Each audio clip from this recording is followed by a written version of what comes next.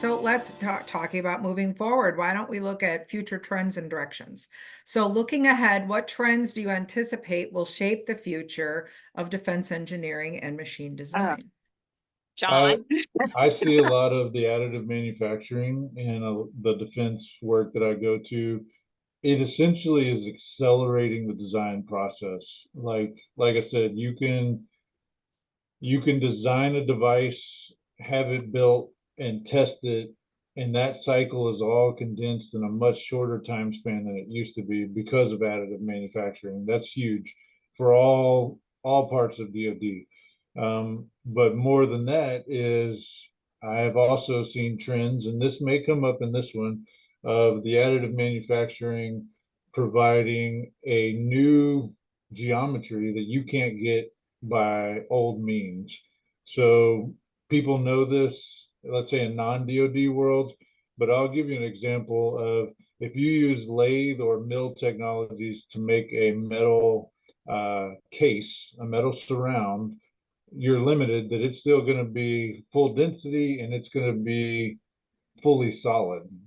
But now with additive manufacturing, they are engineering voids for certain purposes that they are printing the voids in there that you wouldn't be able to make that any other way. Um, and they tried for years to, let's say, cast a porous structure. Like that was a thing, but it just wasn't near as controllable and reliable as printing in a porous structure. I think, like we keep saying that in this trend is the engineers at Picatinny Arsenal have already brought up that their additive manufacturing plant for propellants could directly link to the data from this study to print a new geometry in the propellant. And you may not be able to extrude that geometry. It may not be extrudable. You can only make that geometry with printing. I could see that adding porosity to the propellant itself would enhance the surface area for initial ignition. And you can't really do that with traditional propellant manufacturing schemes. Materials would be another area I think will just explode in the future. I think with artificial intelligence, we're starting to figure out molecular structures that might work in certain situations that we've not ever synthesized before. And I think that advances in AI might lead to advances in materials development through the chemistry, and that might really transform the landscape of energetic materials in general.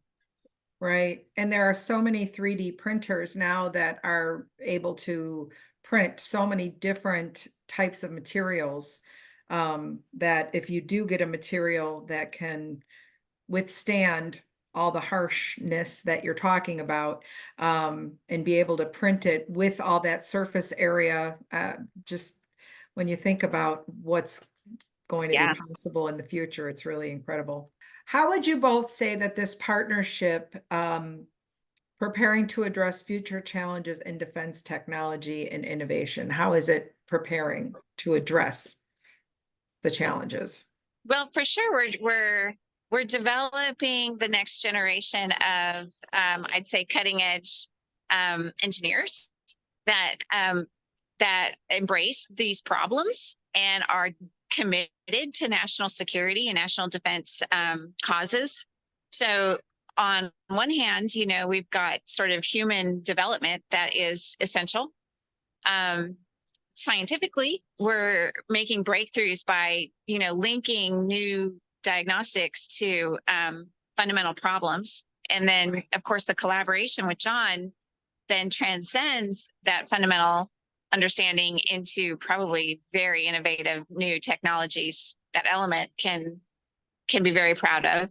Yeah, I was going to say a big part of this interest to me is the diagnostic that Texas Tech is developing right now. Is I could see in 10 years this diagnostic is applied to 40 other applications in DoD.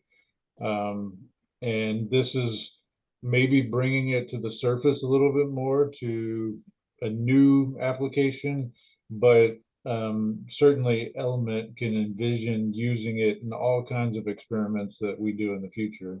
What advice would you give to the young engineers aspiring to work in the defense technology sector? And then how can academic solutions better prepare the students for careers in these defense solutions? Work hard in school. Take advantage of the time as a student to learn the full scope of what you're doing, not just the textbook learning in the classroom, but get your hands dirty, work in a laboratory environment, work with people who are in the field, get a real sense for engineering beyond just the classroom, so that when you start working in this field, you don't have a long lead time and you can just jump into problems and present solutions.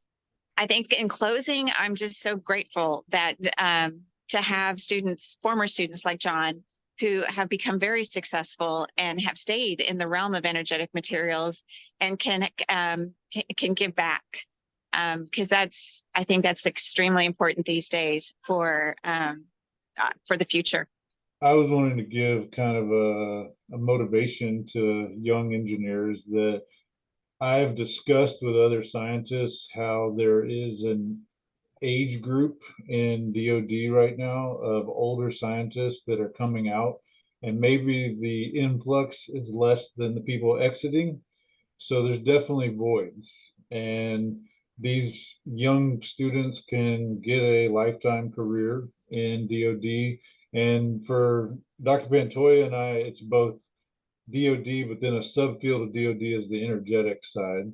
They can do their whole life in there. And for me, biggest thing was finding mentors. Is Dr. Pantoya has been a mentor of mine. I've had a few others, and I think there's enough graybeards in our DoD world that they want to give that knowledge before they exit out of the career space.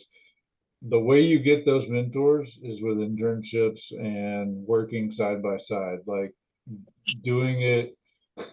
um, you got to have partnerships like this to enable the working side by side, but also like take short stints and short jobs to meet new people and learn from Yeah. those new people. They're willing to give it to you. Oh, that's great. I can't thank you enough for spending the time with me this afternoon. So Dr. John Grenier and Dr. Michelle Pantoya, thank you so much for your time, and thank you for joining us. Until next time, this is Sharon Spielman with Machine Design. Stay curious.